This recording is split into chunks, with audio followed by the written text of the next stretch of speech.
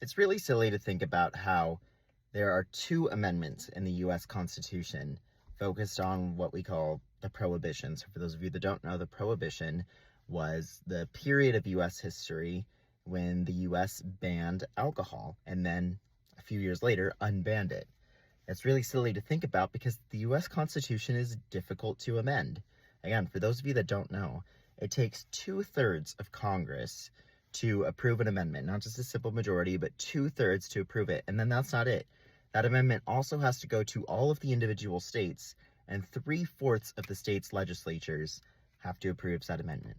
That's why there's only 27 amendments to the U.S. Constitution. So the fact that 2 of those 27 are all about alcohol is pretty hilarious. In 1920, the morality police came and they lobbied hard and successfully managed to create an amendment in the U.S. Constitution that banned the sale, transport, everything of alcohol, except for the actual consumption of alcohol. That was kind of the big fault of it. So drinking alcohol wasn't illegal, it was just illegal to purchase it. Now, that went terribly, as we see a lot in U.S. history when the morality police come and try to impose morality into law. It usually backfires pretty hard, and that's why we got bootleggers, and really the Prohibition is kind of responsible for the rise of organized crime in the United States.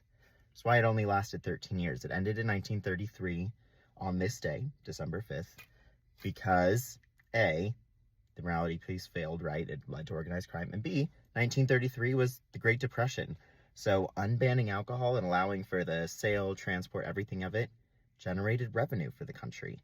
It was a smart way to kind of help pull the country out of the Great Depression because alcohol sales, the tax dollars that the government could get from that was really useful. So today, as we mark 95 years, no, I don't know. I'm not doing the math between 2025 and 1933. But as we, think about the Prohibition, it just really does show this, common instance in U.S. history where morality goes so strong in the country. You have one half of the country that really believes we should try to be moral and impose morality on the laws. And the other half of the country says, to that. And it leads to bigger issues.